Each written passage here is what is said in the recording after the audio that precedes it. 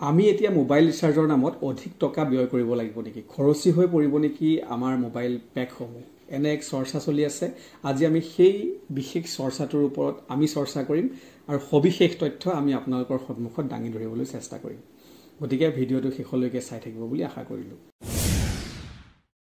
এতিয়া অসমত নিৰ্বাচন শেষ হ'ল, কিন্তু ভাৰতবৰ্ষৰ আন আন প্ৰান্তত এতিয়াও ভোটগ্ৰহণ চলি আছে আৰু নিৰ্বাচন শেষ হোৱাৰ পিছতে টেলিকম ছেক্টৰসমূহে 25% পৰ্যন্ত তাৰিফ বৃদ্ধি কৰিব পাৰে বুলি এক চৰ্চা চলি আছে। উদাহৰণস্বৰূপে আমি যদি এতিয়া 300 টকাৰ এক পেক ভৰাই আছোঁ, যদি 25% পৰ্যন্ত তাৰিফ বৃদ্ধি কৰে তেন্তে আমি সেই একেখিনি সুবিধা এতিয়া 300 টকাৰ পৰিৱৰ্তে 375 টকাতহে লাভ কৰিব পাৰিম। আৰু এই ৰিচাৰ্জ পেকবিলাকৰ দাম কিয় সময়ে সময়ে সলনি কৰি থকা হয় সেই বিষয়ে অধিক তথ্য আমি আপোনালোকক দিবৰ বাবে এক ভিডিঅ' প্ৰস্তুত কৰিছিলোঁ। এবাৰ আমি সেইটো আপোনালোকক আগবঢ়াইছোঁ। ROCE return on capital employed, এই টাৰ্মটোৰ বিষয়ে জানেনে? কোনো ব্যৱসায়ত যিমানখিনি মূলধন খৰচ কৰিছে তাৰ পৰা কিমান ৰিটাৰ্ণ আহিছে। টেলিকম ছেক্টৰত ৰিটাৰ্ণ বৃদ্ধিৰ বাবে তাৰিফ হাইক কৰাটো প্ৰয়োজন বুলি কৈছে বিশেষজ্ঞ অক্ষত আগৰৱালে।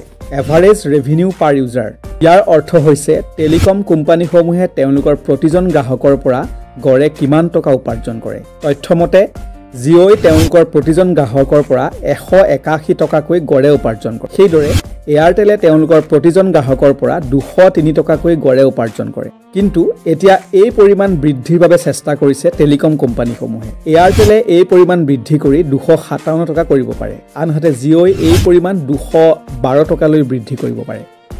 আপুনি জানেনে ভাৰতবৰ্ষত বৰ্তমান সময়ত দুটা বিশেষ টেলিকম কোম্পানীৰ মাজতে প্ৰতিযোগিতা চলি থাকে। এটা হ'ল জিঅ', যাৰ মালিক হ'ল মুকেশ আম্বানী, আৰু আনটো হ'ল ভাৰতী এয়াৰটেল, যাৰ মালিক হ'ল সুনীল মিট্টল। এটা তথ্য আপোনালোকৰ ওচৰত শ্বেয়াৰ কৰিব বিচাৰিছোঁ। যদিও দাম বৃদ্ধি কৰিব তথাপিও কিন্তু টেলিকম ছেক্টৰ লোকচানতে থাকিব, কাৰণ 2021-22 বিত্তীয় বৰ্ষৰ এক তথ্য অনুসৰি ভাৰতবৰ্ষৰ টেলিকম ছেক্টৰ সেই সময়ত 4.17 লাখ কৰোৰ টকাৰ এক ধাৰত পুত গৈ আছিল। আৰু এতিয়া যিহেতু 5G সেৱা প্ৰদান কৰা হৈছে, গতিকে এই ধাৰৰ বোজা 6 লাখ কোটি টকা পৰ্যন্ত বৃদ্ধি হ'ব পাৰে। আপুনি জানেনে ভাৰতবৰ্ষৰ মোবাইল ইউজাৰ্ছসকলে এতিয়াও বিশ্বৰ আন প্ৰান্তৰ তুলনাত অতি কম মূল্যত ডাটা পেক লাভ কৰি আছে।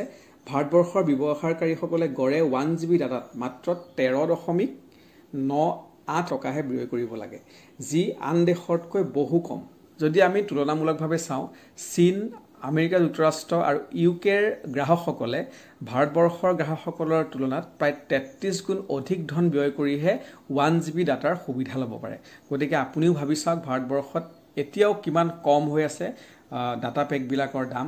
আৰু সেইকাৰণে আচলতে ভাৰতবৰ্ষত মোবাইল ইউজাৰ্ছ বা ইণ্টাৰনেট ইউজ কৰাৰ লোকৰ সংখ্যা সৰ্বাধিক, বিশেষকৈ মোবাইল ইণ্টাৰনেট ইউজ কৰা লোকৰ সংখ্যা। দাম বৃদ্ধিৰ সন্দৰ্ভত এয়াৰটেলৰ মালিক সুনীল মিট্টলে এক প্ৰতিবেদন আগবঢ়াইছিল। তেওঁ কৈছিল যে ভাৰতবৰ্ষত ARPU আফ্ৰিকাৰ দৰে দেশতকৈও কম।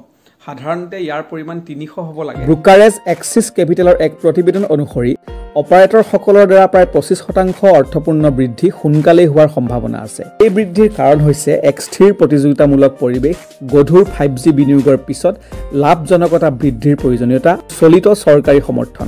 বৃদ্ধিৰ স্পষ্ট পৰিমাণ স্বত্তেও প্ৰতিবেদনটোৱে পৰামৰ্শ দিয়ে যে ই চহৰ আৰু গ্ৰাম্য দুয়োটা ব্যৱহাৰকাৰীৰ বাবে নিয়ন্ত্ৰণযোগ্য হ'ব লাগে।